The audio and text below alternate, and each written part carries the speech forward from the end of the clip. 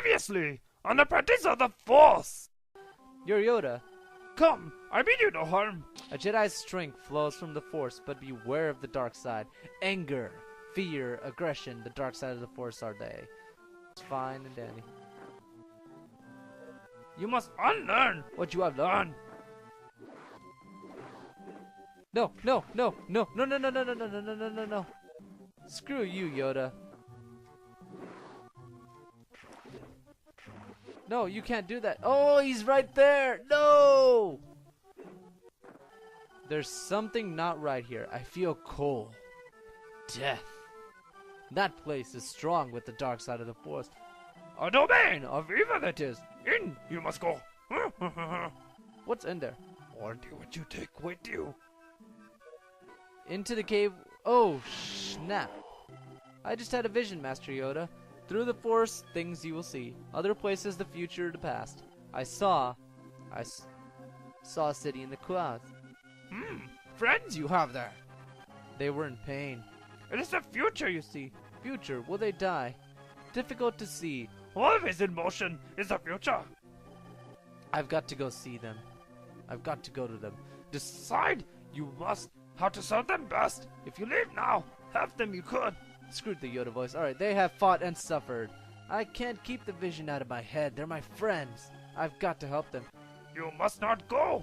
But Han and Leia will die. I have to go. Whoa, that's awesome.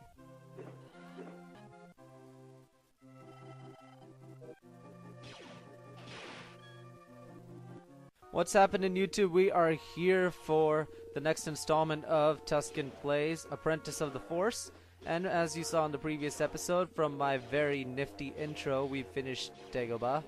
But I'm gonna let the intro speak for itself, and I want you guys to rate, or leave a like, or maybe leave a comment, or maybe subscribe to my channel for all the hard work I put into that intro. But as you can see, we are still continuing Bespin. There is a lot of stuff to do in this episode. I'm gonna go a little off script and just quickly mention that this is a post commentary because I recorded once again, similar to what happened in episode 4 during the Death Star episode. I recorded the commentary and my video did not pick up the audio. My sound recorder did not pick up the audio, therefore I was left audioless. So I've decided that, hey, maybe I can take this audio and maybe I can take this video footage, use it for the best, edit it the way I want it to be edited, add this experimental intro, and then I can add my audio. So I took the silver lining in the clouds with this one, and I decided to do the post commentary.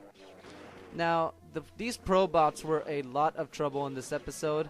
I did cut out most of my deaths, but I left a few of them in the end, save for a few that I decided to cut. I left most of them in the end, and you're going to see, I had to say the best part of this video is at the end because of the boss battle. I'm not going to say who it is, but if you watch The Empire Strikes Back, you're probably going to enjoy the boss battle.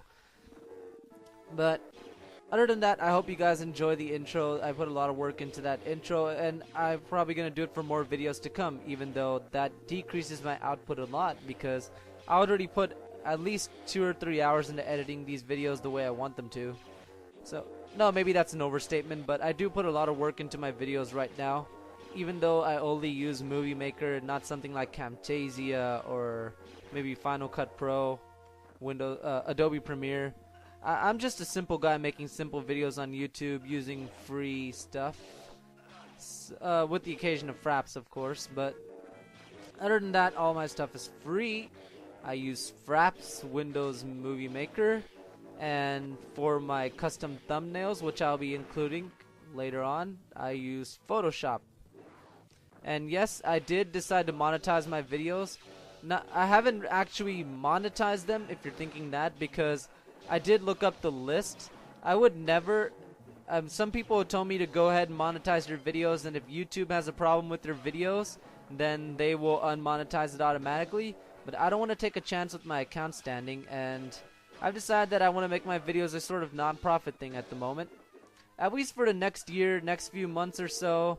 I'm thinking about just doing this channel for the fun of it, and that's usually how it starts. You want to make videos for fun, you want to make videos for your own pleasure, for the viewing pleasure of others. If I do get a lot of star power, then I'm going to use it for good, definitely, like I've seen many other YouTubers use it for. But right now I'm just enjoying making these videos for you guys. No matter how many of you guys are watching it, I do get 1 or 2 views per video, so I really do enjoy that. Thank you very much for watching my videos. It really means a lot to me. You don't know how much that means to me. But other than that, I did look up a bunch of... There are a few select companies that let you monetize their videos, like you have Mojang, the creator of Minecraft. You have Blizzard, the creator of certain games like World of Warcraft, StarCraft, and most of them have their individual demands. I will see if I can get the spreadsheet and put it in the description, but you could easily search up how to monetize your gaming videos, and you will get a Google spreadsheet that was made by YouTube showing you the very few companies that actually allow you to monetize their videos. And there are a select few companies that have made open statements that you are restricted to monetize their videos. One of them being, come to think of it, I haven't actually looked at that list, so I can't really tell you from the top of my head which companies. Which is why I'm not really in the mood to monetize my videos, like literally have advertisements or anything on them. Plus, at this early point in my career, how would it feel to watch a video of mine and just have this 20-30 second advertisement come right before it? I really don't think it would be a pleasant thing to watch, so I think I'd rather just get into the videos, just explore my passion, work on my commentaries. You could probably see in some of my videos I try out different commentaries, different setting, different things. Like I try to explain the setting, I try to just talk about off-key things, I try to make jokes, and I get better and better at my craft the more I do this. So in return for all the videos I'm giving you guys are giving me a lot of commentary experience, so I thank you guys so much for that.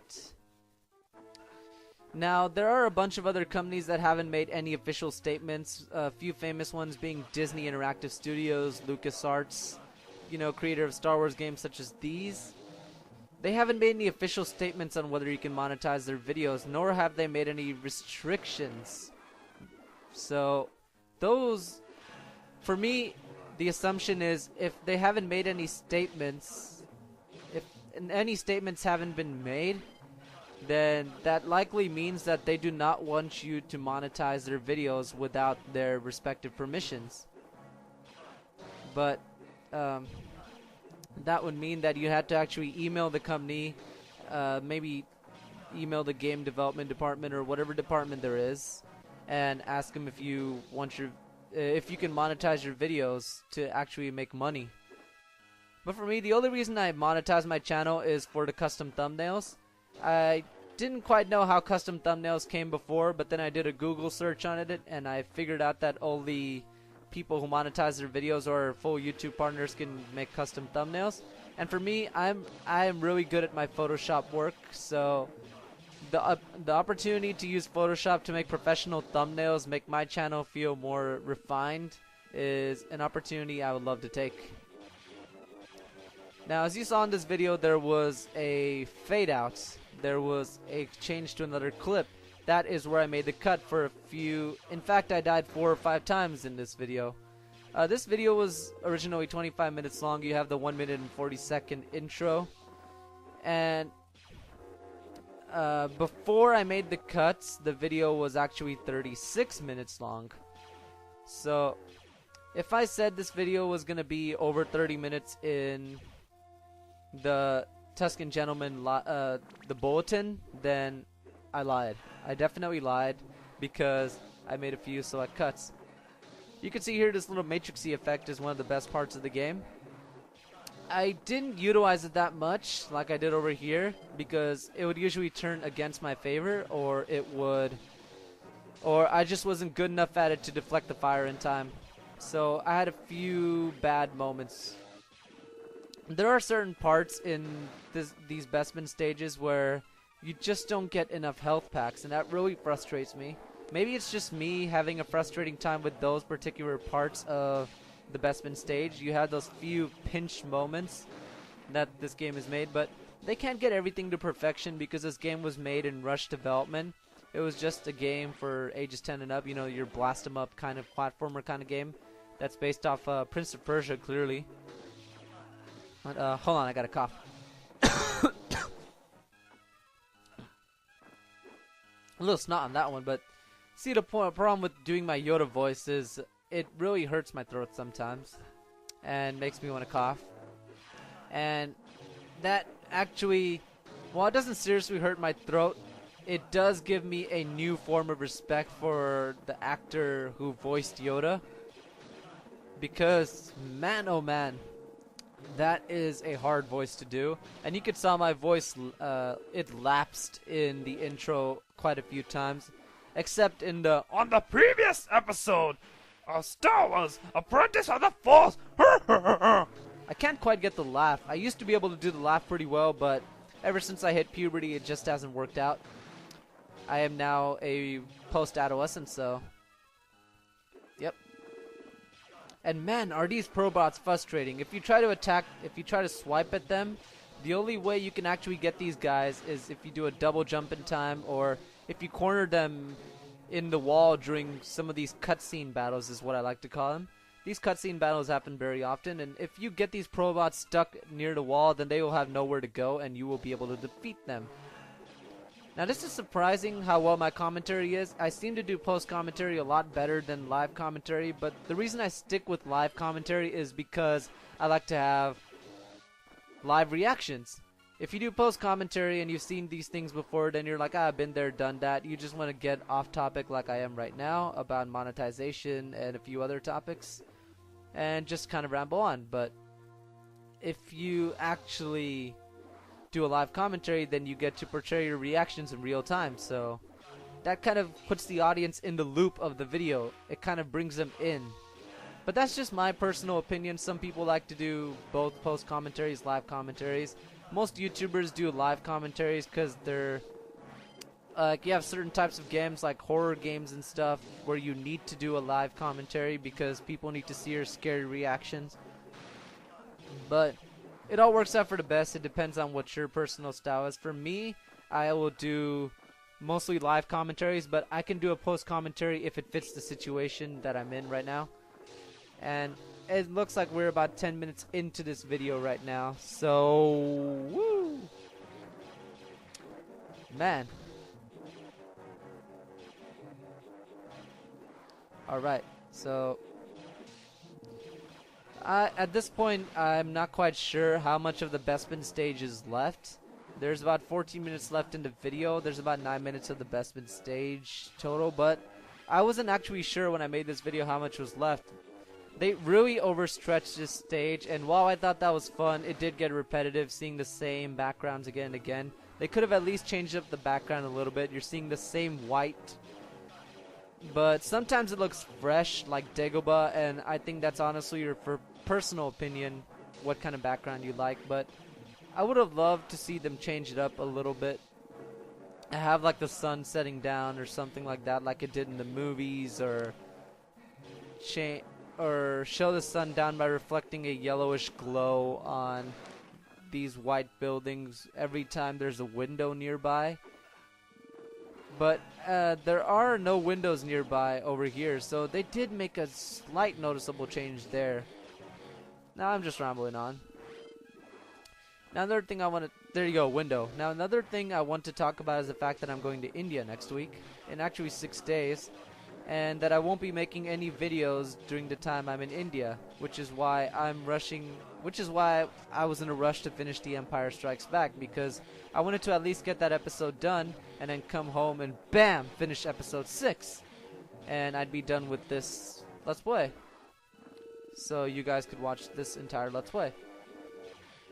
But since I'm going to India, the only thing I'm going to be recording there is a special video. A pretty long vlog that I might experiment with, you know, make it like a documentary. Because this is something my family's going to see, and this is something you guys are going to see too. So I was thinking about making a vlog that incorporates all my entire trip to India. and then uploading it on YouTube after I do a few edits and I come back and then I can just upload it. But I'm going to be gone from the 16th to around the 20th of August. So there won't be any videos uploaded during that time. And that is a pretty long time. So coming back from that is going to be a rehab kind of period. God, I hate those lasers. And man, those lasers, they really tick me off. Just like, if you go back to episode 3 with the Death Star rescue and you remember those lasers, where you have not only those lasers to avoid, but you also have enemies to dodge from both the left side and the right side, and they only attack you in accordance with the lasers. So like, if one of the lasers is open, then the enemy can attack you from that certain angle, and if the other laser is open, like the one on the left, then the enemies can attack you from that side. But not only that, if you actually hit a laser and you stay on the laser, then you get splash damage, like damage that just keeps happening and happening and happening, and I think that's just particularly annoying to me. But that's just platformers rage is what I like to call it. You know, when your muscle memory fails you, you mess up a level and you get a little ticked off. Like this, my muscle memory failed me there. I did not work that jump out the way I wanted to work it out. And if I had actually followed my muscle memory, I would have figured out how to beat those probots a while back. I could have just, at this point, I could have just used that Matrixy kind of effect. I don't exactly know the name of it. I just call it the Matrix effect. But if I'd used the Matrix effect, I could have got ridden of those probots a whole lot easily.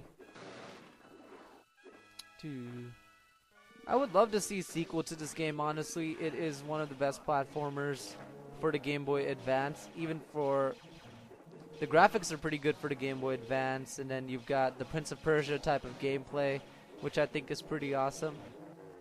I think if they ever make if they ever do any game promotions of Star Wars Episode 7, Disney Interactive Studios should make a DS sequel to this game, kind of make it in 3D, a 3DS sequel.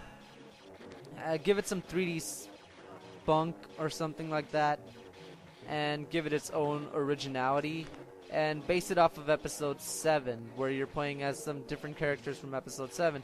And a lot of people are still hating on Episode 7, like, oh, it's the Disney Corporation, and when has Disney ever made a serious film? All their films are, well, I mean, you guys are thinking about the Disney Channel. A lot of today's Disney pop culture and opinion seems to be based on Disney pop stars like Miley Cyrus, Nick Jonas, or the Jonas Brothers, and the Disney Channel. But what people fail to account are the Disney Pixar films like WALL-E, Finding Nemo, and then Cars, which I thought was a personal favorite because I'm a huge fan of Route 66 and Talking Cars, Autopia. And then you've got some other classic films like, now, a lot of people said that Disney can never make a dark movie.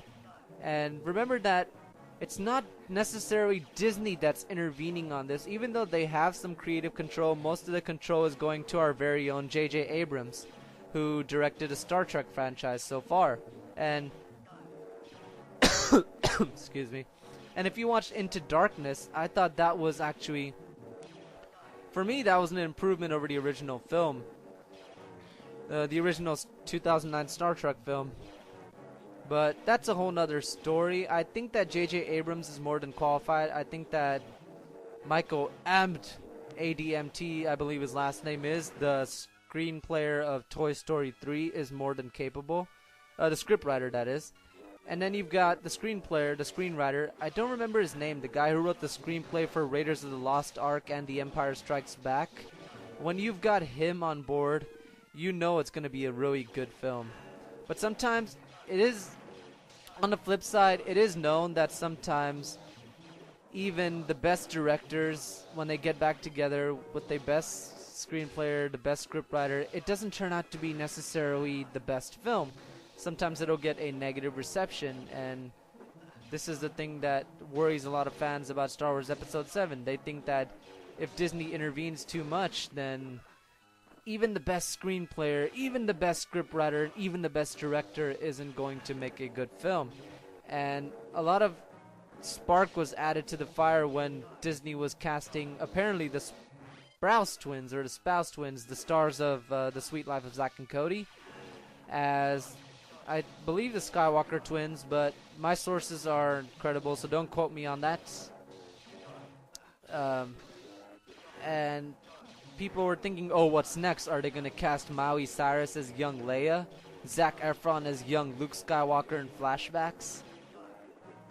Though, I don't think that's going to happen. And even if it does, I don't see why they shouldn't get a chance.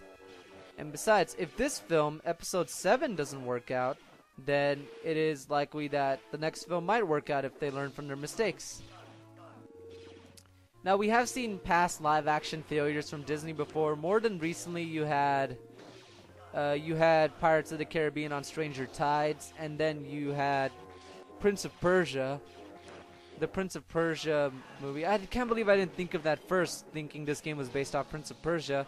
The Prince of Persia movie was okay in my book. It didn't get the best reception, and that is a common argument that people use when they talk about Star Wars Episode 7, but you gotta remember that we're talking about, again, on the flip side, we're talking about a good director here, a good screenwriter, a good screenplayer, a good production crew. We're talking about some of the original production members too, so they know what they're doing. You gotta have some faith in the Force, my friends. Man, does this get harder or what? When it gets to this point where you have like two probots hovering in the air and you have stormtroopers on the left, stormtroopers on the right, you know shit has become really difficult. But I think we're progressing to the end of the Bespin fighting stages and we're approaching the boss battle. And if you have watched Star Wars Empire Strikes Back, need I even say what the boss battle is? I mean, you saw it in the little recap, and here it is. I don't know why Luke was particularly holding the blaster here, but I think that was because they wanted to make it look like the movies. You know, the Force is with you, young Skywalker, but you are not a Jedi yet. If you think about it, Darth Vader is just Mufasa with an amplifier like Bane's. Now, the thing you have to watch out for in this battle is Darth Vader's Force pull, because he can pull you right into the carbonite, and while the carbonite does not kill you automatically, it does drain your health while you're cracking out of it, as you're about to see later on, because I get trapped in the carbonite this a second time, I believe. I don't think it happens a third time. Man, excuse me. But you have to parry Darth Vader's attacks, and you have to watch out for that carbonite. Now, my health was at half here. I was scared shitless, to say the least, considering Darth Vader's health has barely been damaged. But when he takes those slow hits like that, you can attack him from the back using your better speed. And when he tries to do Force pull like that, he's also at a weak point because he's stuck using his Force pull abilities. Just like that, when I hit him right there. You have to hit him when he does his slow attacks, like that Force pull right there. And once his health gets to about half, you win the first battle. And then you have this little mini stage with stormtroopers, which I don't know why they added this here. For me, honestly, even though it does make the game more difficult, it takes away from the tone of the whole Darth Vader battle.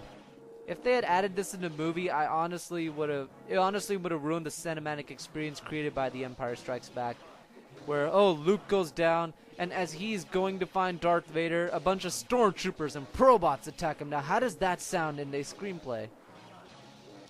I just don't think... I think this is the worst addition of platforming in the game, even though they wanted to make it a little harder. But I think it was rush production, so they were like, oh, what the heck, you know? Maybe we can add a few stormtroopers to make things more difficult for poor Lukey Luke. But they did add the nice little health pack that makes things easy. The only concern I had was the tone of the game, the tone of the boss battle being ruined, the one they could have gotten straight to Darth Vader in his second form. On the other hand, it does build suspense. It does build suspense to the arrival of Vader again, like this. Like, I honestly think they could have skipped to this part right here. This part is a little bit difficult because if you jump up or if you stop walking, then you're gonna get blown out of the window like crazy. You're gonna get blown down or blown out of the window. But once after you do that fighting a little bit, you do eventually get blown out of the window anyways, just like the movie. Here you just have to parry Vader's blades. He's not that difficult here. All you have to do is just dodge his fast hits, because like the movies, his hits are more aggressive and they use more power, which means they have less speed. And you should be able to take care of him. He's not that difficult to fight. And of course get your hand cut off, which they don't show here for the sake of a rated E rating. Join me and I will complete your training. With our combined strength, we can end this destructive conflict and bring order to the galaxy. I'll never join you! If only you knew the power of the dark side. Obi-Wan never told you what happened to your father. He told me enough. He told me you killed him. No, Luke, I am your father. And then no instead of no, that's impossible. But then you have your little monologue from Luke, where, you know, his little personal electronic diary, where he's talking about how Anakin is Vader and Yoda was right and everything, and I was wrong, and we need to flee. Han is in carbonite. So what's up next is the end of episode 5 and probably the start of episode 6. In this video, that is. But that is it for episode 5. Episode 6 is on the way, and that is going to be after a month. So I'm telling you ahead of time so you guys don't wait for that and be like, ah, where is the episode 6? Just kick out your Blu-rays, watch episode 6, and then point out the differences between the game and the movie, and you guys won't have the wait be as sour as it was before. The wait won't be as sour. Alright, so I will see you guys next time. Take care. There is going to be a few Pokemon Stadium and Knights of the Old Republic videos before I'm off. So be sure to watch those, and don't forget to subscribe, like, or comment. Thank you very much.